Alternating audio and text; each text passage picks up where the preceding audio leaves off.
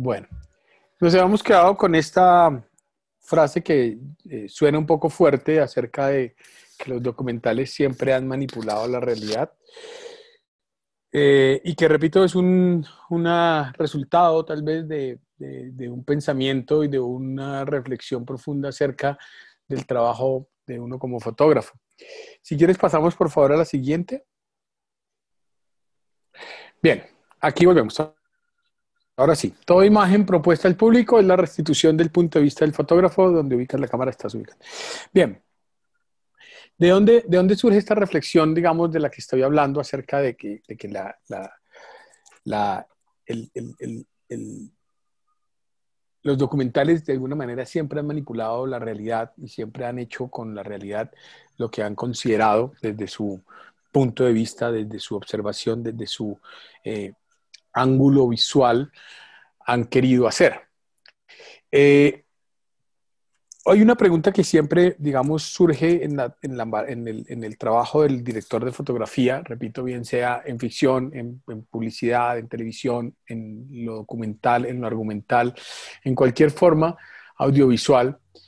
Hay una pregunta que siempre uno debe hacerse y es: ¿dónde ubico la cámara? ¿Cierto? Ese punto desde el cual yo escojo rodar, ¿cierto? Si tengo una mesa con cuatro personas y las cuatro personas están hablando, ¿dónde debo ubicarme yo? ¿Dónde ubicar la cámara? Mm, es tal vez la pregunta compleja para uno como director de fotografía, ¿cierto? Eso no es un resultado del azar. El decidir dónde ubicar la cámara no es un resultado del azar. Es el resultado de muchas cosas, pero no es el resultado del azar. Eh, en algunas ocasiones ha sido resultado del azar y ha sido como un momento específico de estar en el momento indicado y justo ahí poder grabar algo. Pero en la mayoría de los casos, repito, el asunto no es un asunto azaroso. El asunto es un asunto que tiene que ver con el pensamiento. Una de las reflexiones que uno debe tener en consideración desde el primer minuto cuando está trabajando como director de fotografía y sobre todo en el trabajo documental es saber que el lugar donde ubicas la cámara es el lugar donde ubicas al espectador.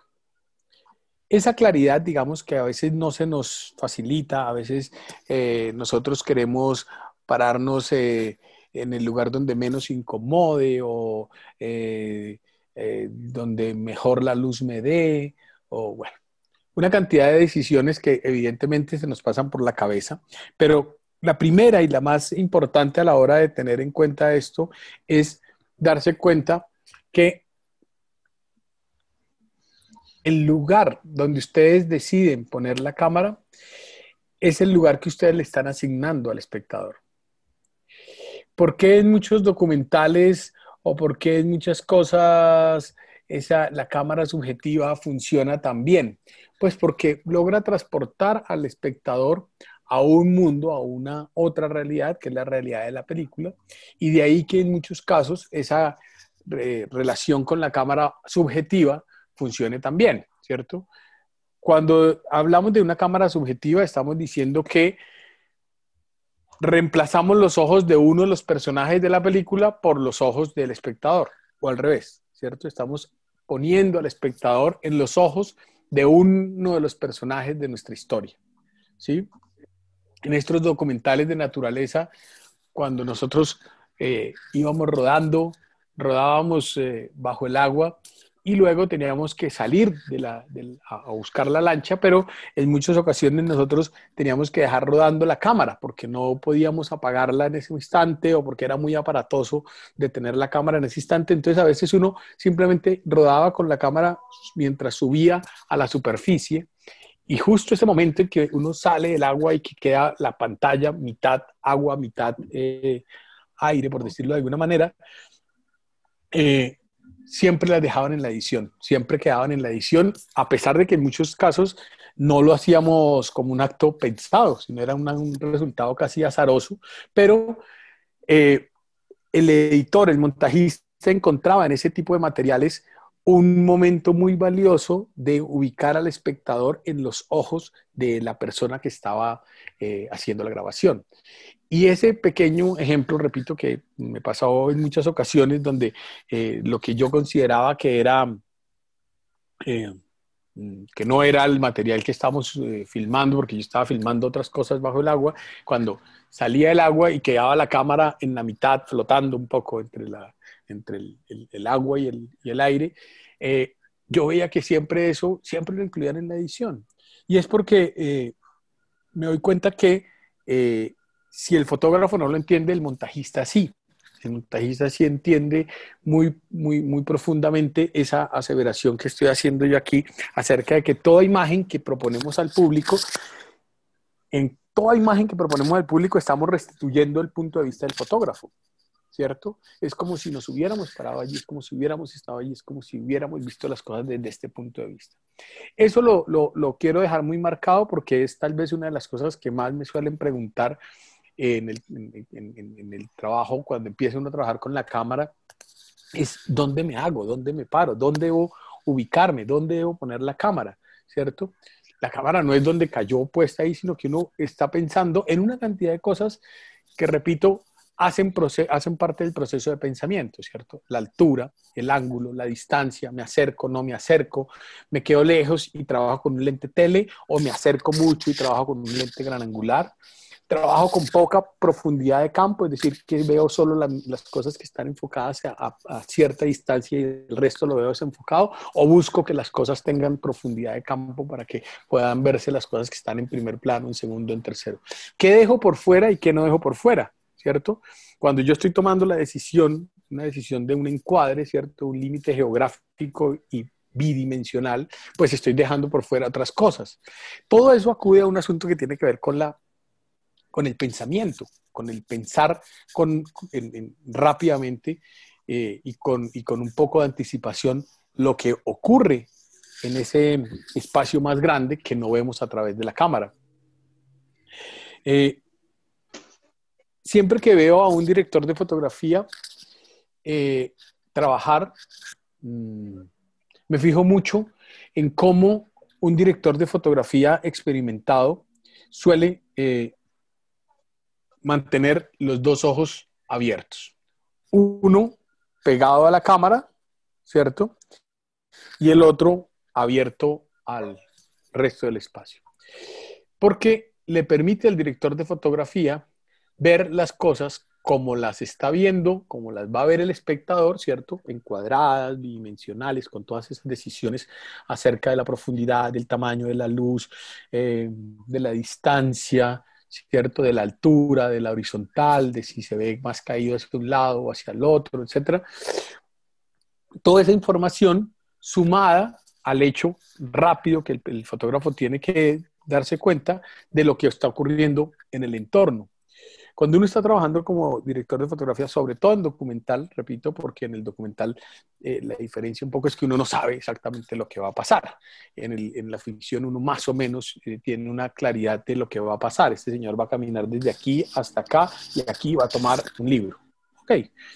En el documental tal vez no sabemos que eso va a pasar, o la persona viene y en el camino se devuelve, o la persona viene y tiene que sacar las gafas antes de ponerse de tomar el libro, una información que tal vez uno no tenga. Entonces, ahí es cuando conviene muchísimo, repito, tener los dos ojos abiertos. Con uno de los ojos estar viendo lo que se está viendo a través de la cámara y con el otro ojo ver lo que está pasando afuera.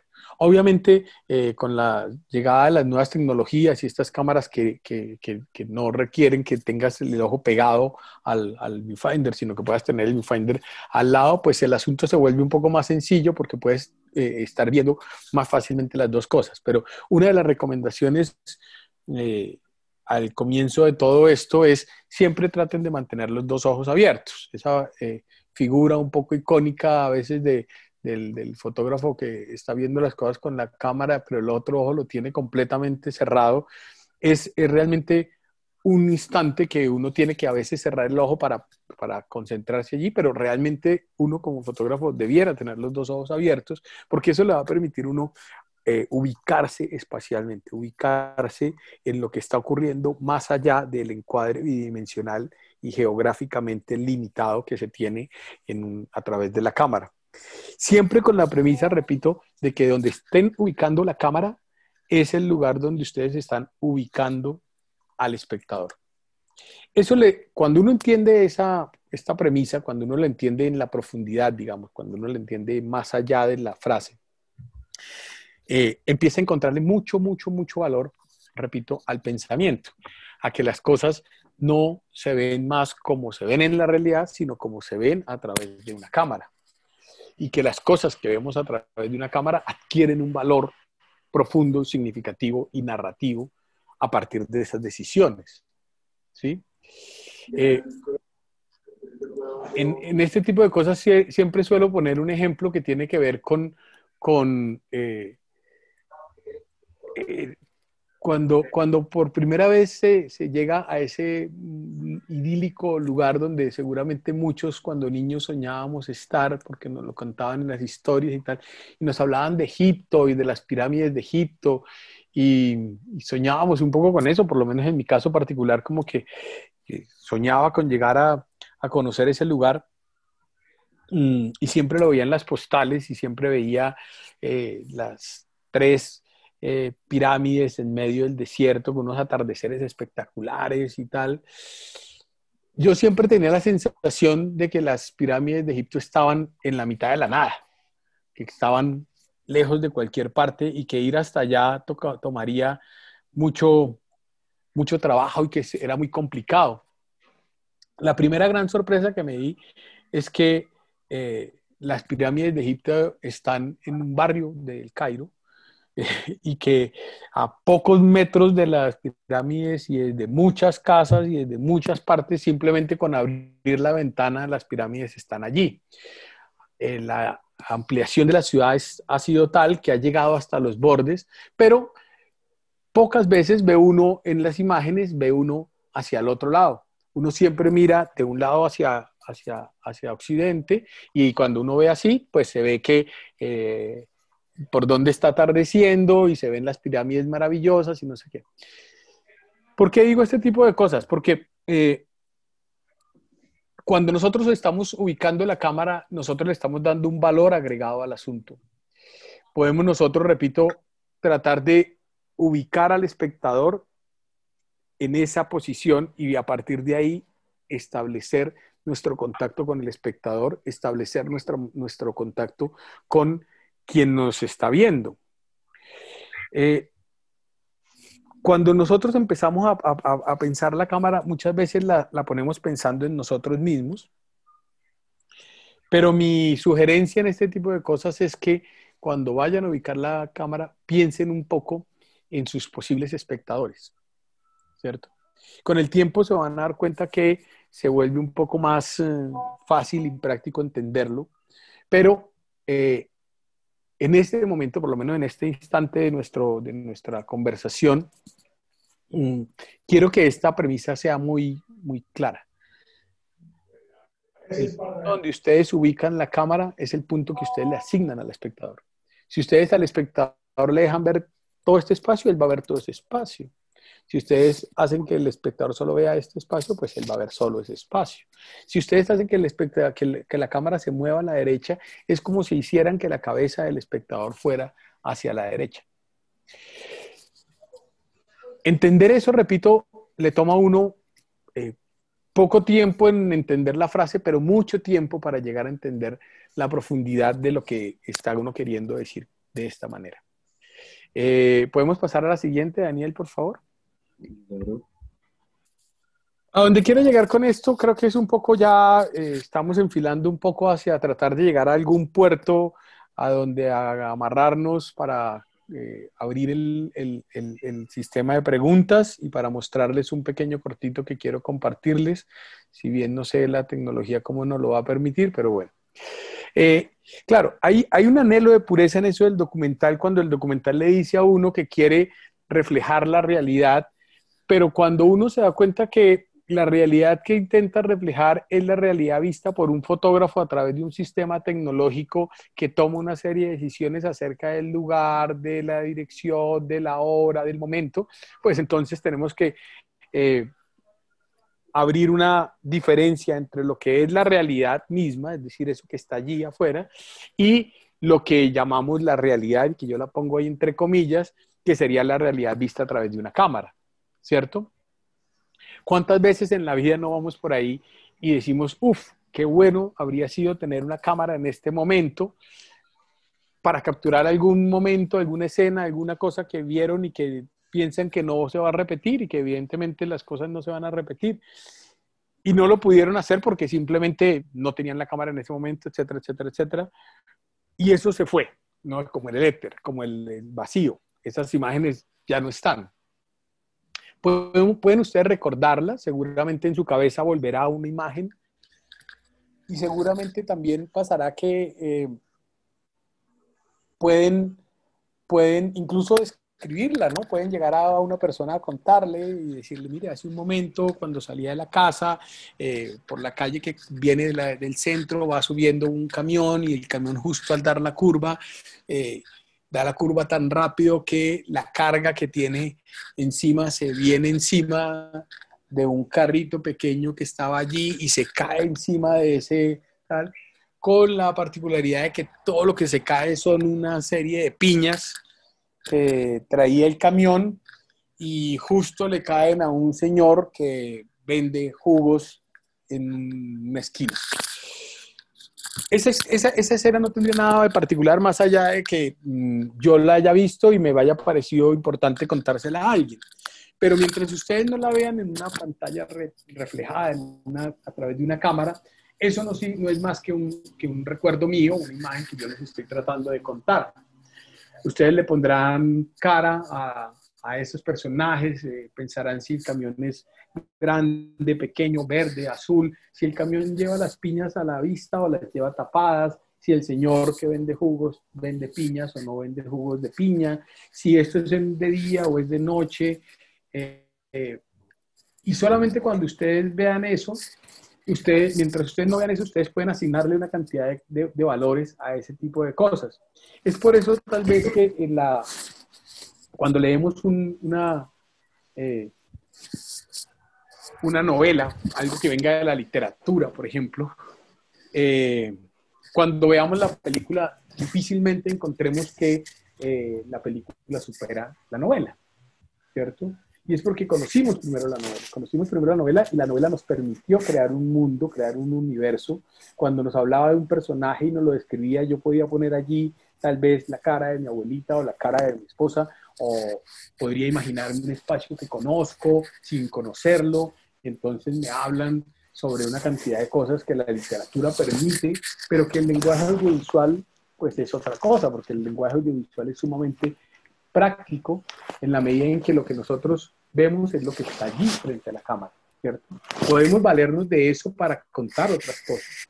Y podemos hablar, como les decía hace un momento, a través de una flor, ver el paso de los años o hablar sobre la fugacidad del tiempo o sobre el amor verdadero o simplemente sobre el paso de las estaciones en el tiempo, sobre lo que sea, pero en última no es más que una flor. Lo que quiero intentar decir acá es que sí existe ese anhelo de pureza del que estamos hablando, cierto anhelo de pureza de decir que en el documental a veces nosotros quisiéramos que la imagen de la realidad y la realidad fueran una sola, pero sabemos de entrada que no es así, sabemos de entrada que no es lo mismo en la medida en que está de por medio un aparato tecnológico, una persona y una serie de condiciones y de decisiones, o sea, diferentes, sería entre comillas, o la realidad vista en la cámara. Eso nos parte el universo para los fotógrafos en dos cosas muy claras: la geografía real y la geografía cinematográfica o la geografía audiovisual. Esa es otra brecha que a uno como fotógrafo le cuesta mucho pasar. Para quienes están empezando en esto de la fotografía, les aseguro que cuando ustedes entiendan, rompan esa brecha que hay entre el mundo de la geografía real y el mundo de la geografía ideal, darán un vuelco tremendo en la forma del pensamiento audiovisual, ¿cierto? Ese punto que les decía ahora, esa pequeña anécdota de ver las pirámides de Egipto desde el mismo punto que la ven todos los demás, porque los buses paran ahí, se parquean ahí, y entonces la gente se baja ahí y todo el mundo toma la misma foto, toma la misma foto. Pocas personas de uno que se volteen hacia el otro lado y tomen la foto hacia el otro lado y vean la cantidad de buses, la cantidad de vendedores, la cantidad de casas que hay hasta muy cerca, casi que hasta la frontera misma del límite de las pirámides. Hasta ahí hay casas y pasan carros y hay un bullicio y hay muchísima gente, pero cuando vinimos hacia el lado de las pirámides, eso pareciera una imagen evocadora de hace 2000, 3000 años, donde no vemos nada, solo vemos unas pequeñas personitas a lo lejos y el bello sol al atardecer en contraluz. El fotógrafo le permite a uno eso, pero el fotógrafo le permite a uno pararse en un lugar, ubicarse en un lugar donde tal vez desde otra manera no lo podemos hacer. Y eso, repito, es saber y entender la responsabilidad enorme que tiene el fotógrafo. No podemos subestimar a quien toma las imágenes para un noticiero, porque esas imágenes que esa persona está tomando van a ser decisivas o decisorias para al momento de mostrar las cosas. No solamente, después entraríamos en eso, en las imágenes, sino en toda la confección que se hace posteriormente respecto al sonido, respecto al montaje, etcétera, etcétera, etcétera, pero que parten del hecho de que un fotógrafo no captura solo fotografías. Un fotógrafo está capturando historias, está capturando sentimientos, está capturando emociones.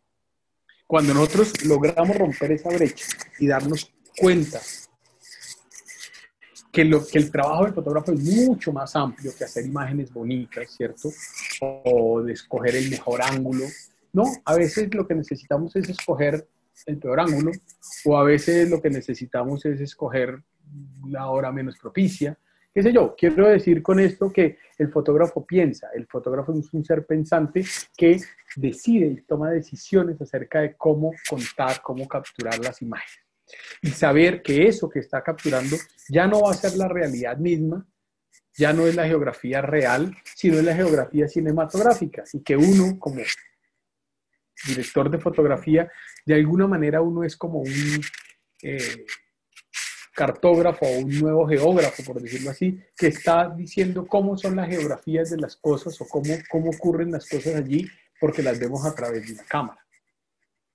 Si yo veo la cámara, apunto con la cámara hacia un lugar donde no hay nadie, ¿cierto? Y vemos simplemente un cuarto vacío, pues es muy probable que los conceptos que se deriven de esa imagen sean vacío, tristeza, desolación, angustia, soledad, etcétera, etcétera, etcétera, etcétera.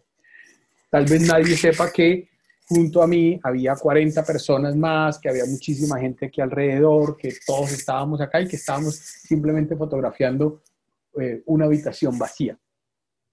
El sentimiento que después transmitimos es el de soledad, es el de tristeza, qué sé yo. Y sin embargo, nada de eso estaba ocurriendo. No sé si me hago entender al respecto. Es que entendamos nuestra dimensión como directores de fotografía en la medida en que nosotros, las decisiones que tomamos, van a afectar a la manera en que la gente ve la realidad. Porque la gente va a ver la realidad no a través de sus ojos directamente, sino a través de los ojos de uno como director de fotografía. Podemos pasar a la siguiente mientras termino para que vaya adelantando el cambio. Sin embargo, existe, por decirlo de alguna manera, cierto anhelo en el fotógrafo, cierto anhelo que yo lo traduzco ahí como un anhelo de pureza, pero que de alguna manera uno sabe que no existe, que uno sabe que no deja de ser eso, el anhelo de algo puro, una frase sumamente ambigua en la medida en que lo puro es sumamente relativo y el anhelo no deja de ser, es un deseo, algo que está propenso a, pero que no se ha realizado, no se ha materializado.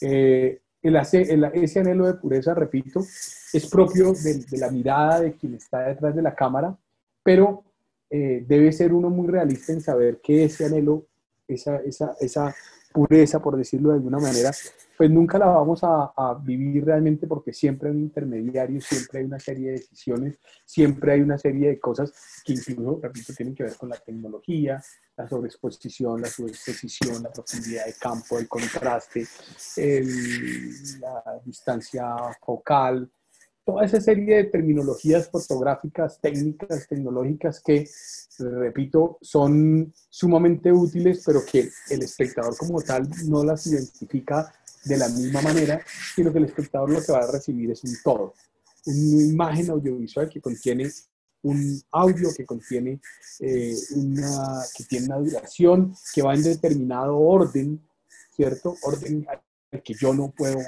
cambiar como espectador. Entonces, eso plantea que el fotógrafo se tenga que jugar de una manera mucho más amplia y no pensar solamente que el fotógrafo es una persona que gobierna una técnica o una tecnología y que captura imágenes bonitas. El fotógrafo tiene que ser una persona que pueda contar historias, que pueda, a partir de la observación, de su poder de visualización y sobre todo de sus decisiones, transmitir una serie de emociones. Pasamos a la siguiente, Daniel, por favor. Ahora llegamos a hacer 20 en el salón de clase. Bueno, que les agradezco mucho y que ahora vamos a abrir el espacio para que sean ustedes también quienes hablen, pregunten y tal. Tratar de hacer este sistema un poco más interactivo ayuda muchísimo. Es un poco raro hablar uno frente a una pantalla. No me ha cambiado todavía mi diapositiva. Ahora sí. Bien. Adiós al mito de la objetividad. Inalcanzable concepto para todo fotógrafo. Quienes vienen de estudiar en facultades de comunicación social, de periodismo y demás, es muy probable que les hayan hablado mucho sobre la objetividad. Y en algunos casos a veces le dicen a uno que uno debería resultar como director de fotografía ser una persona objetiva. Yo con el transcurso del tiempo y entre más pasan los años me doy cuenta que no, que realmente lo que deberían enseñarle a las facultades de comunicación es aprender a ser subjetivo, ¿cierto? A darle argumentos, criterios, pensamiento para poder ser subjetivo y que puedan ser, que tu forma de ser subjetivo pueda ser una forma respetuosa de ver el mundo, que pueda ser un punto de vista que esté a favor no solo de los o no siempre a favor de los poderosos, sino también de los que no tienen las mismas condiciones, que puedas ponerte en el lugar de las víctimas, que puedas ponerte en el lugar de otras personas. Eso es lo que a mí me parece importante, digamos, que se le debería enseñar a un fotógrafo, más que hablar de un concepto como el de la objetividad, que es un concepto completamente, como digo ahí, casi inalcanzable, o casi no, inalcanzable concepto para todo fotógrafo, ¿cierto? En el momento en que ustedes están escogiendo hacia dónde mirar, cuándo prender la cámara, o para quién trabajar, o para quién dejar de trabajar, o si acudes a un lugar o no acudes, o si vas con una carga en tu pensamiento y sabes y conoces de lo que estás hablando o no, todo eso se va a transmitir en el trabajo del fotógrafo. Y todo eso va a transmitirse de una manera subjetiva. Es decir, lo que vamos a ver allí es el trabajo subjetivo de quien está detrás de la cámara. Esa persona toma una serie de decisiones, esa persona toma la decisión de dónde ubicarse, qué lente utilizar, ¿debo mover la cámara o no la debo mover? ¿Debo hacer un primer plano o hago un plano entero? Una cantidad de decisiones que son, repito, de carácter subjetivo y que evidentemente convierten el material del que estamos hablando en un material subjetivo. Si a eso le añadimos luego la subjetividad de quien lo ve, del público, pues encontramos que el asunto, ese sistema de comunicación del que estábamos hablando, es mucho más amplio, mucho más difícil y mucho más complejo de entender. Pretender que seamos objetivos, pues no puede ser la razón de ser de un fotógrafo, ¿cierto? Y mucho menos de las escuelas, ¿cierto?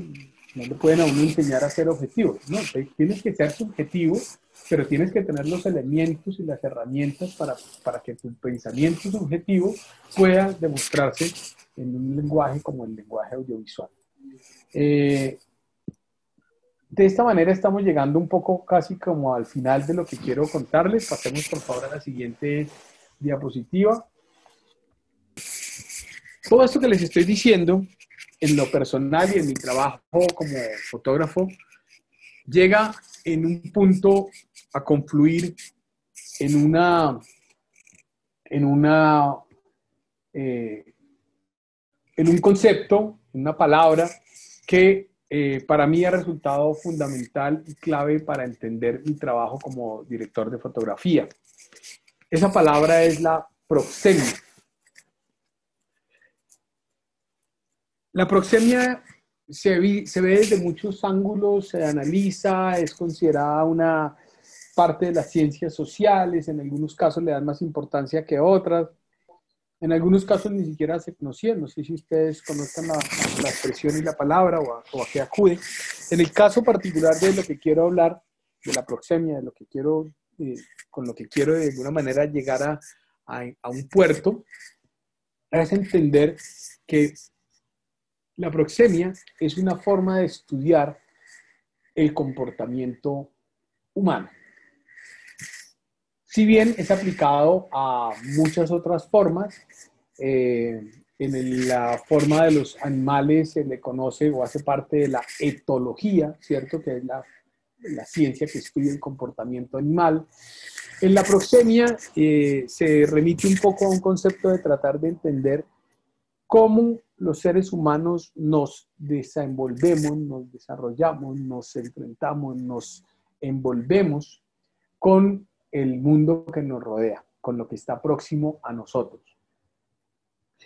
Y de ahí se deriva, entrando a este pequeño universo que lo voy a dejar casi como un puerto a donde llegar, ¿cierto? A donde aterrizamos aquí y aquí empezamos a hablar de otras cositas mientras nos da el tiempo. Es como el punto de llegada, pero también puede ser el punto de partida para nuevas conversaciones.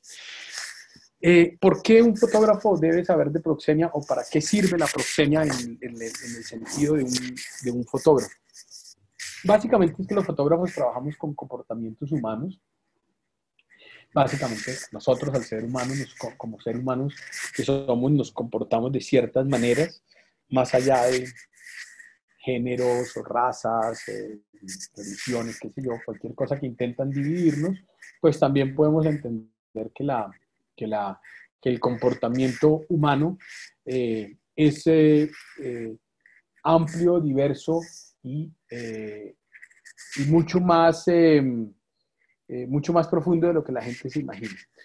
Cuando hablamos de proxemia nos estamos refiriendo a la manera en que nosotros como seres humanos nos comportamos, nos movemos y nos relacionamos con nuestro entorno, ¿cierto? Y de ahí surge toda una forma que se refiere desde nuestra manera de caminar, nuestra manera de hablar, nuestra manera de vestirnos, los sabores, colores, las cosas que preferimos o las que no preferimos, cómo nos gusta que nos veamos de afuera hacia adentro o qué preferimos ver de nosotros, qué mostramos de nosotros, qué no mostramos de nosotros, entender qué es la proxemia, lo que nos hace darnos cuenta de cómo una persona es recién llegada a un lugar, es porque su comunicación no verbal, su comunicación gestual, su comunicación, pues, de alguna manera nos dice ciertas cosas de las personas, como de alguna manera somos casi que unas vallas parlantes, ¿cierto? Si usamos piercing, si no lo usamos, si nos peluqueamos de una manera, si no usamos gafas, si no, si nos dejamos la barba o nos la quitamos, si nos vestimos de un color, nos vestimos de otro. Todo eso hace parte de un gran sistema de comunicación del cual el fotógrafo se nutre mucho a la hora de trabajar. El fotógrafo se nutre mucho a la hora de trabajar en esto porque el fotógrafo tiene que encontrar la manera de mostrar en imágenes muchas cosas que a veces la gente mantiene guardadas, ¿cierto?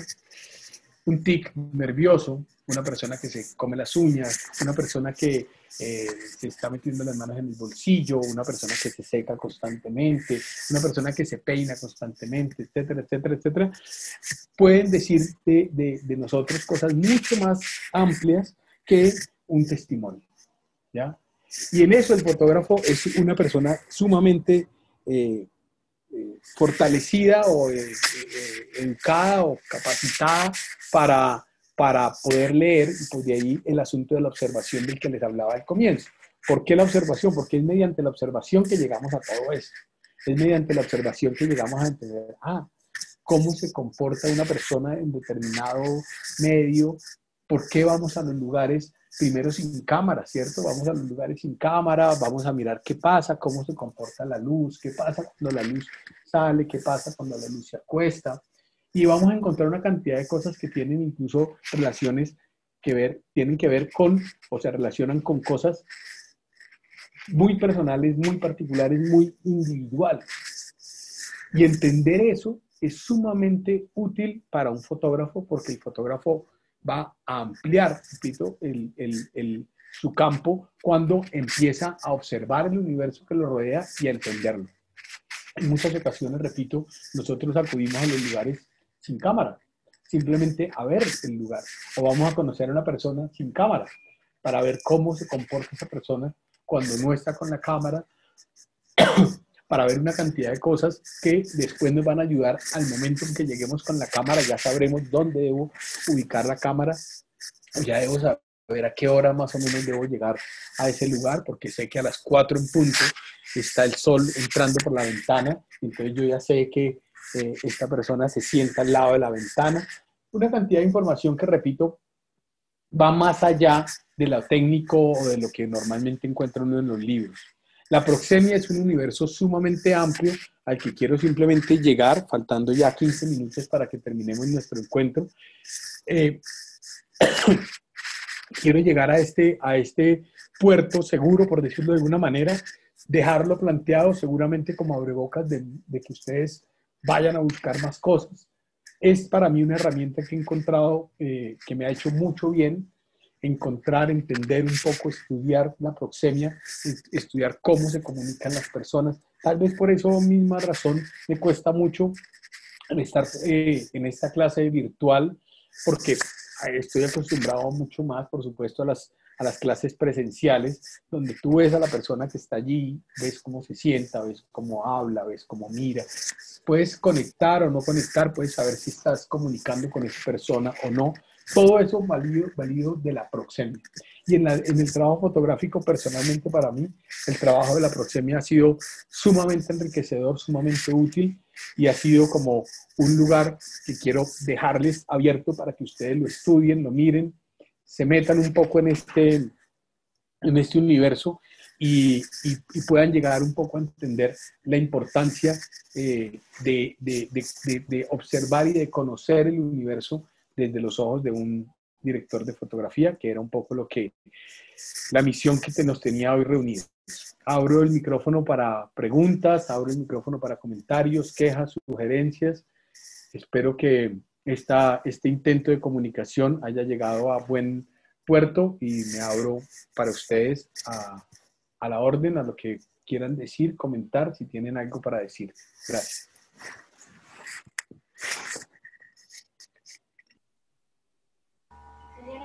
¿Dónde estás ubicada? ¿A qué te dedicas? Yo pues estaba estudiando psicopedagogía, pero yo no seguí la carrera porque pues quiero estudiar cine, entonces ese es como mi interés, mi prioridad. Me enamoré del cine y Ya. pues quiero como profundizar en varias cosas. ¿Dónde te encuentras? ¿Dónde estás ahora? En Tunja, Ya. ¿Está haciendo sol? sí, sí, harto. Bueno, yo ahorita Sí. bajo un poquito. Ajá. En Pero sí, psicopedagogía no hablaban de proxemia, por ejemplo, en la psicopedagogía es muy útil la proxemia. Tal vez no alcanzaste a llegar a este semestre, pero en la psicopedagogía y en muchas de las ciencias sociales, la psicología, la sociología, la antropología, la proxemia es sumamente importante, ¿no? Porque hace parte del comportamiento psicosocial de las personas y en el caso de un psicopedagogo, pues esa forma de comportamiento de los niños que se acuden muchísimas formas proxémicas, ¿no? O sea, muchas formas que puede decir el niño, que puede manifestar en su lenguaje verbal, que no tiene que ver en su lenguaje no verbal, en su manera de vestirse o en su manera de comportarse, que tiene que ver con cosas que están pasando por su psique, por su cabeza, por su mente. Bueno, en fin, Mauricio Quiseno, Tienes razón. excelente charla.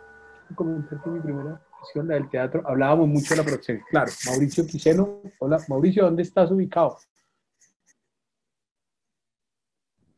Buenas, ¿cómo estás? Estoy aquí en Santa Marta. Yo soy de Cali, pero radicado hace 8 años en la ciudad de Santa Marta. Creo que usted ha sido profesor de la universidad donde estudio, aquí en la Universidad del Magdalena. He estado varias veces allí. He estado varias veces en Santa Marta con la escuela de cine de allí. Siempre con el deseo de regresar, pero bueno, los tiempos y demás no lo ha permitido, pero hicimos varios talleres de fotografía allí. Conozco mucho bueno, fue hace varios años, pero conozco mucho a varias generaciones que han salido allí y debo reconocer que es una escuela que está haciendo muy bien su trabajo en la formación audiovisual en Colombia, lo que tiene unos altos parámetros y son muy cuidadosos, y seguramente allí también hablaban de proxemia. En el teatro, cuando yo hice teatro, pues yo estudié primero teatro en Cali y veíamos una asignatura que se llamaba tal cual así, y era toda la identificación del lenguaje del espacio, y del espacio, digamos, la proximidad entre los personajes, y ahora usted lo explicaba desde el punto de vista de la fotografía en el documental. Es muy importante, ¿no? Dependiendo también del nivel de la investigación o la confianza que uno haya logrado adquirir con los personajes, y entender eso de la proximidad me pareció muy interesante. Sobre todo quería apreciar que me pareció muy interesante el concepto ahí. Tal cual, sí. A mí personalmente la proxemia me ha abierto un universo amplio y profundo, no solamente en la fotografía, lo aplico mucho en la fotografía, pero evidentemente funciona a todo nivel, ¿cierto? Es entender cómo somos como seres humanos, cómo entenderlo y cómo eso se transmite en la fotografía. Suelo contar una anécdota que tiene que ver con la proxemia y con estas cosas, y es que por cosas de la vida, como haciendo documental para televisión, documental no de creación, sino documental televisivo, tuve que ir mucho a países árabes. Y cuando empecé a trabajar con ellos y tal, yo llegaba a presentarle, pues, por las noches, veíamos el material grabado de allí, y cuando llegábamos a presentar el trabajo al final del día, siempre que llegaba a presentar el trabajo, un día el director, un señor egipcio, se me acercó y me dijo que le gustaba mucho mi trabajo como fotógrafo, pero que no entendía por qué mis paneos siempre eran al revés. Y entendí que claramente cuando yo, de origen de este lado del mundo, donde leemos de izquierda a derecha, tendemos siempre que nos dicen hacer un paneo, tendemos a hacer el paneo de izquierda a derecha. Como que cuando hacemos el paneo de derecha a izquierda nos sentimos un poco incómodos.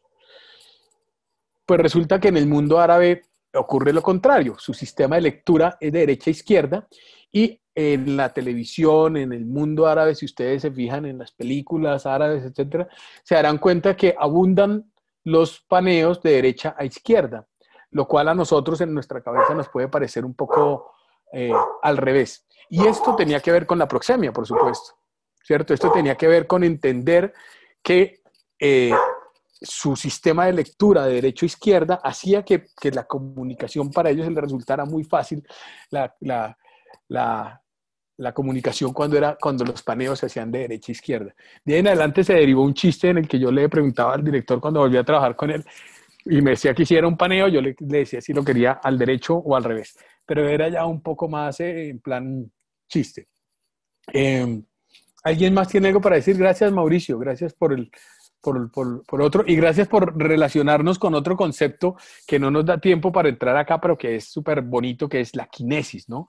Que es ya el movimiento, ya es conversar, hablar, entrar un poco del movimiento, pero creo que eso ya se nos va a quedar para una próxima clase Mauricio, muchas gracias por su comentario. ¿Alguien más tiene algo para decir? Ya se nos está acabando nuestro tiempo. Sí, Carlos. Javier, ¿cómo estás? Bueno, quiero agradecer la oportunidad de aprender con usted. Y pues, digamos que muy interesante esa posición o esa idea de dónde pongo la cámara, porque en un documental uno siempre quiere coger todo, como su merced decía, quiere agarrar todo lo que está pasando, le parece muy valioso y cuesta tomar esa decisión de, bueno, entonces de todo esto que me gusta, ¿qué es lo que voy a mostrar? Entonces sí, es la tarea como más difícil, creo. Es decir, de todo esto, Claro. Es claro que no todo cabe. No todo va a caber allí, ¿cierto? Tus ojos son mucho más amplios, tú tienes un sistema visual que abarca casi 180 grados arriba y abajo, tienes una mirada tridimensional, tienes un discernimiento, tienes una conciencia, y la cámara no tiene todo eso. Entonces, de alguna manera, uno como fotógrafo le tiene que añadir, le tiene que poner a la cámara parte de ese discernimiento, parte de esa selección, parte de esas cosas no tienen la cabeza sin alma, imágenes que no tienen un valor más allá, por ejemplo, de lo estético, ¿cierto? Cuando vemos y decimos, qué bonito atardecer, pero no pasamos más allá de eso, o decimos qué bonita imagen, ¿no? Que bien encuadrada, bien compuesta, pero más allá de eso a veces no pasamos. Entonces, muy valioso lo que dice Javier, porque evidentemente el asunto es seleccionar. Parte de uno como el trabajo como director de fotografía es seleccionar, porque sabes que la realidad misma, completa, toda, no la vas a poder meter en la cámara y vas a tener que seleccionar extractos y con esos extractos vas a tratar de contar una historia que tal vez, si lo haces bien, puede ser un reflejo, un retrato de un todo, pero que no es más que una suma de imágenes y sonidos puestos unos al lado del otro. Aquí para las personas que puedes pasar la siguiente diapositiva, por favor, Daniel. Aquí hay dos cositas. Alguien me pregunta, Karen, pregunta si tengo algún libro o escritor crítico que trate el documental y recomiendes consultarlo, o cuáles referentes dentro del documental son importantes para ti. Quiero que vean la última diapositiva. Si quieren, tómenle un pantallazo a esta última diapositiva. La tienen ya. Es anticipándome un poco a la pregunta de Karen y sabiendo que es muy importante volver a los libros y volver al hábito de leer, pues ahí les pongo, después de esta proxemia, debe haber una diapositiva donde están solo algunos pequeños textos. Bueno, antes de ese ya la texto. Tenemos, ya está ahí. La última, yo estoy viendo ahora una que dice la verdad es una variable, un asunto ético. Es tal vez una... No, después de esto hay una bibliografía. Ya. Después de esto hay una bibliografía para que Karen la vea y la puedan fotografiarla si quieren y la busquen. Obviamente la recomendación de los libros del hábito de leer es sumamente útil, ayuda muchísimo para desarrollar un mejor hábito de observación. Y antes de irme, pues decirles que la verdad es una variable, es un asunto ético, es un asunto que tiene que ver con la formación de ustedes, con lo que ustedes consideren como principio, lo que ustedes consideren como respetable, lo que ustedes consideren como grande en su vida. No hay una única verdad, ni impuesta ni por ningún lado. La verdad resulta una variable en la que todos nos movemos como un gran mar con olas altas y oscuras profundidades. La verdad es un asunto mucho más variable y, repito, es un asunto que tiene que ver mucho con la ética. ¿Qué quieres registrar? ¿Qué quieres capturar? ¿Qué quieres contarnos? Y esa posición, repito, es la posición que particularmente creo que tal vez sea mi mejor recomendación hacia ustedes, ¿no? Sean seres que piensen, sean seres que antes que aprender a manejar una cámara o antes de echarse una cámara al hombro, piensen, tengan un pensamiento profundo, audiovisual, que se conozcan a ustedes mismos y que conozcan el universo que los rodea, que no pasen por la vida tragando entero, que no pasen por la vida comiéndole a los medios de comunicación y a los medios audiovisuales como que son la gran verdad. Nada de eso es cierto. Y son ustedes las personas llamadas a ser los fotógrafos para más adelante. Son ustedes las personas que están llamadas a ser los fotógrafos en el futuro cercano. Son ustedes las personas que van a contar los universos de Turbaco, Villavicencio, Florencia, Tunja, Genesano, Bogotá. Que seamos nosotros mismos los que contemos nuestras historias, sino que nos las vengan a contar otras personas. Que aprendamos un oficio para que no tengamos que valernos de que siempre tenga que venir un director de fotografía de afuera a hacernos la tarea. No, nos formamos como directores de fotografía y podemos ser nosotros mismos los directores de fotografía de nuestras historias. Eso es lo que tenía para decirlos. Muchas gracias. Rupe Pro está preguntando algo. Sí.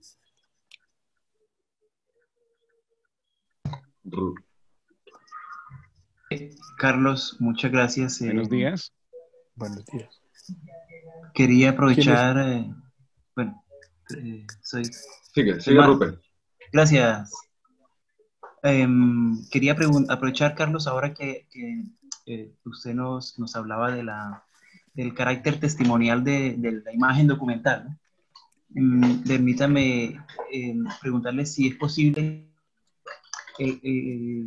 además de, como teniendo en cuenta esto como premisa, y además de la invitación que nos hacías a tener involucrar, digamos, la subjetividad de las imágenes en ese carácter documental. Podríamos decir que el documental de alguna manera ha superado esa exigencia que se le ha impuesto de demostrar con imágenes esa realidad, y que también se puede testimoniar con lo que no se ve, digamos, con una imágenes que no necesariamente que no se ve, sino con imágenes que no corresponden con esa realidad, y que en ese momento también se está testimoniando esa realidad. Sí, yo creo que en gran medida es el papel del arte, ¿no? El papel del arte yo creo que en gran medida tiene que ser el trascender más allá de lo básicamente evidente y tratar de pasar más allá. Creo que ahí estamos entendiendo lo audiovisual dentro de una materia artística e industrial. Y creo que cuando damos ese paso, podemos entender lo importante y lo trascendental que es el trabajo de nosotros como directores de fotografía y de nosotros como dadores o intermediarios de un mensaje, ¿cierto? Agarramos algo que está allí y lo pasamos al otro lado y lo pasamos a través de nuestros ojos para que otras personas lo vean. De alguna manera somos como esos ojos, ¿cierto? Somos como los ojos intermediarios.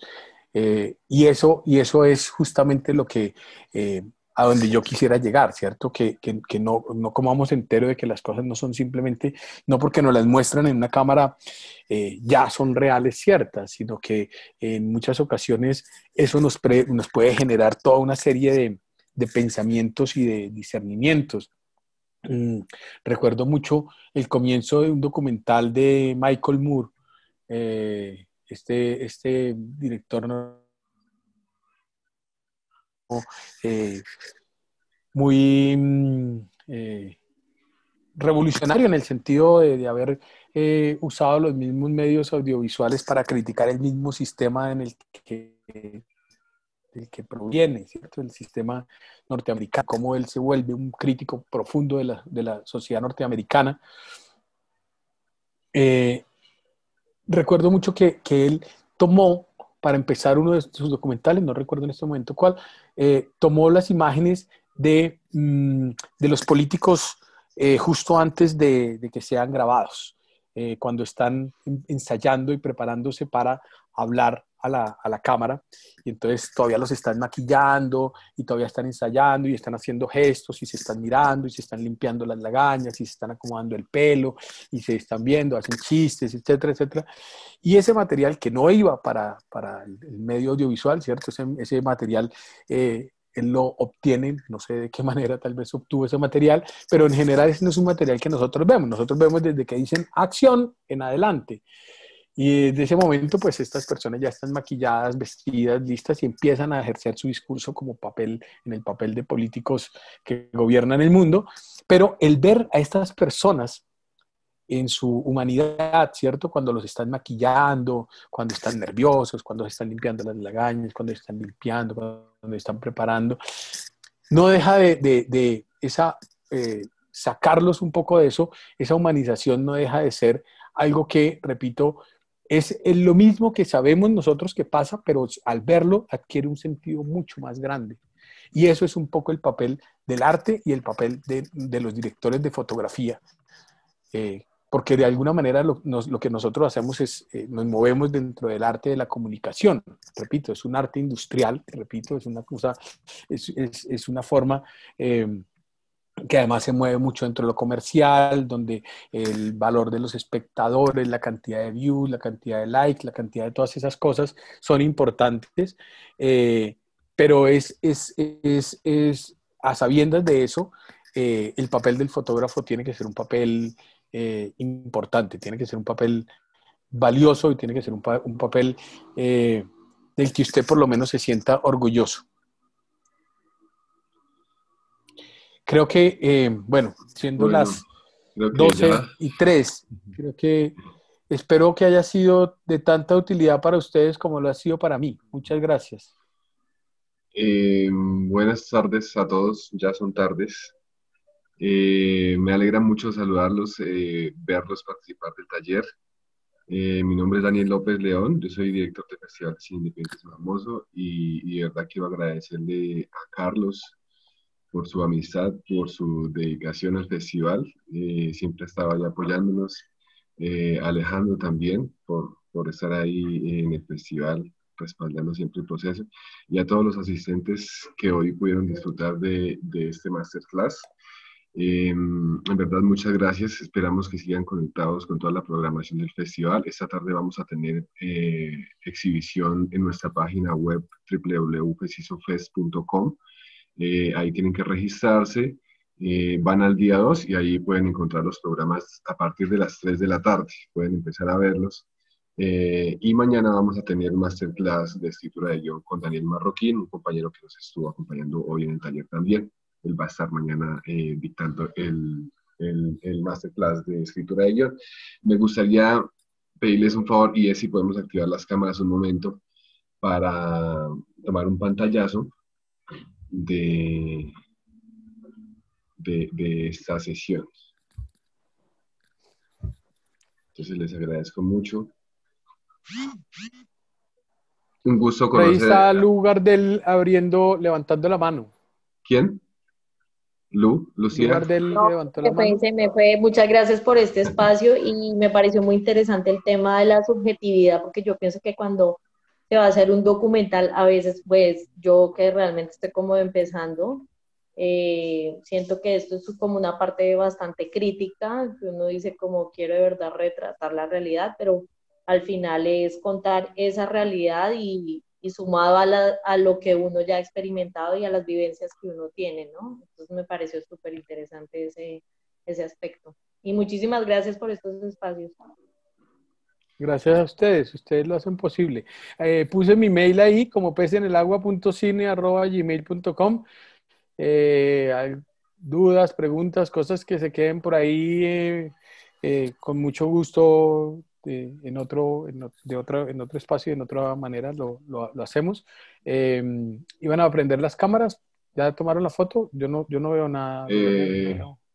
Faltan algunos, no sé si Sebastián lo quieren abrir, Tal vez David, haya personas Patricia, que no tengan cámara. de pronto no tienen cámara. Bueno, de todas formas, muchísimas gracias a todos por participar del taller. Ya ahí tomé un pantallazo, entonces. Pendientes entonces mañana con la masterclass de escritura de guión 9 de la mañana y la programación de esta tarde de ficción, documental y animación nacional e internacional. Listo, muchas gracias a todos entonces, que tengan una feliz tarde. Nos vemos mañana en el próximo masterclass. Muchas gracias a ustedes, de verdad. Gracias, Diana, por sus comentarios. Gracias, Karen. Gracias a todos los que estuvieron acá, a los que hicieron parte de esto y a los organizadores.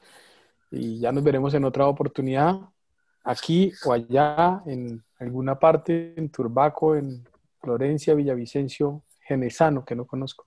Muchas gracias. Hasta luego. Hasta luego a todos. Hasta luego.